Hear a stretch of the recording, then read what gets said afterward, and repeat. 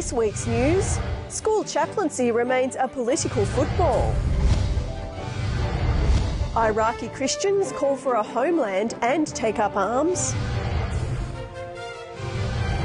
And plans are made for a church in the world's smallest island nation. This is InFocus Christian News and Current Affairs. Hello, it's great to have you with us for this week's episode of Record in Focus. That's right, welcome to the program. Now, Kent, you've got what sounds like a fascinating interview with Pastor Barnabas Malm, who's a Cambodian pastor. Yes, that's right. He lived through the killing fields in the 1970s. Sadly, many of his friends and family didn't make it. But I've read his book, Danielle, and yes, there's tragedy there, but I couldn't put it down because really it's an incredibly inspiring story despite the pain. Yeah, look, I'm certainly looking forward to hearing it. And of course we have politics in focus again this week. Yes, that's right. Lyle Shelton will be sharing his perspective from Canberra, and we'll be hearing from Trafford Fisher too. Yes, certainly will, Kent. He says he has some tips for improving a stale marriage. Okay, well, news time. Thanks, Kent. It's 2 steps forward, 1 step back for Australia's school chaplaincy program, which is now the subject of a tussle between the federal and state governments.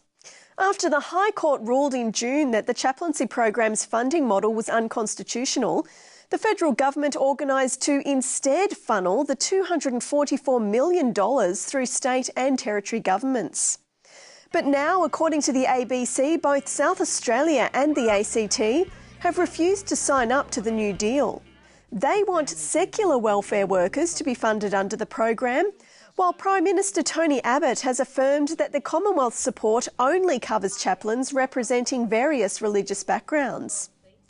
Under the new funding arrangements, 580 secular welfare workers will have to leave their jobs at the end of this year. Serious concerns remain for Christians and other minority groups targeted by ISIS militants in Iraq and Syria. The recently appointed Anglican Primate of Australia, Dr. Philip Fryer, in one of his first public statements, has announced a fundraising appeal for those fleeing ISIS fighters. He says aid agencies cannot cope with the more than 1.2 million people who have fled the violence so far. And in another development, 3 senior members of the federal opposition have called for immediate aid to Christians in Iraq. Tanya Plibersek, Chris Bowen and Chris Hayes say they also support the aspirations of Assyrian and Chaldean Catholic Church leaders. They want to establish a politically autonomous province in Iraq's Nineveh region for the indigenous Christian population.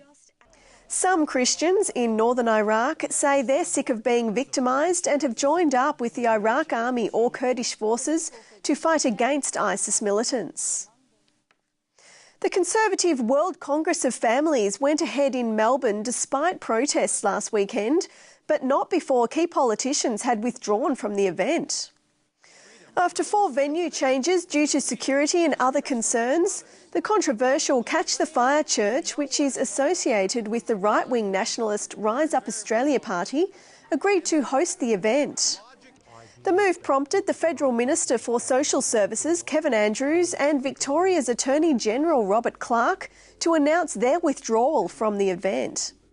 While protests continued outside, the World Congress of Families regional event focused on traditional marriage and the well-being of children, not shying away from controversial topics including abortion.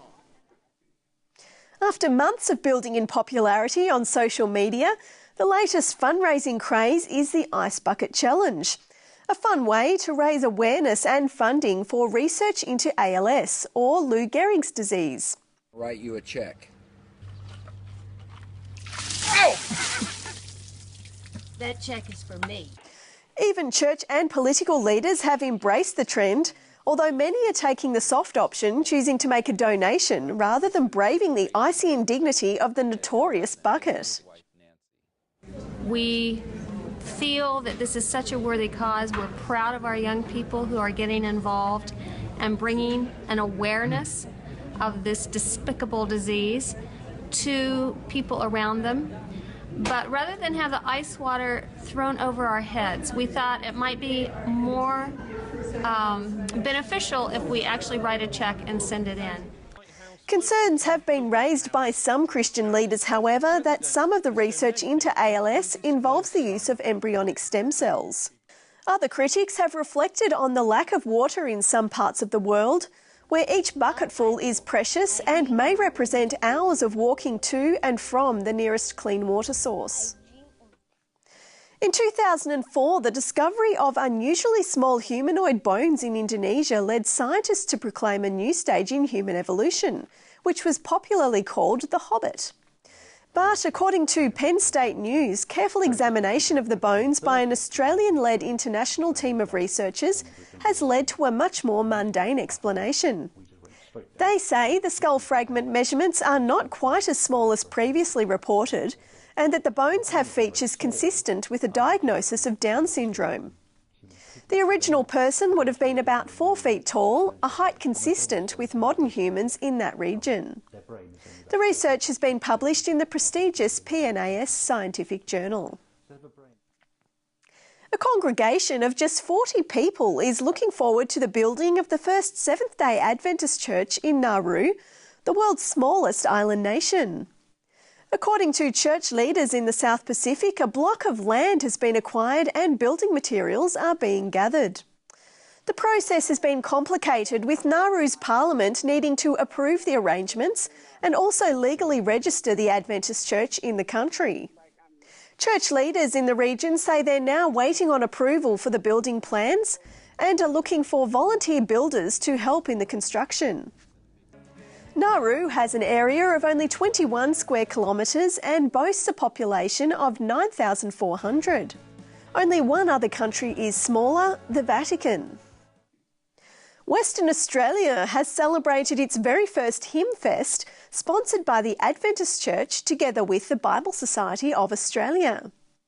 The event at Wesley Uniting Church featured the Adventist Orchestra and Choir and gave ample opportunity for audience participation. The Perth event builds on the success of the Hymns and Songs of Praise events held in New South Wales. I will cling to the old rock and rock, and exchange it someday for a crown.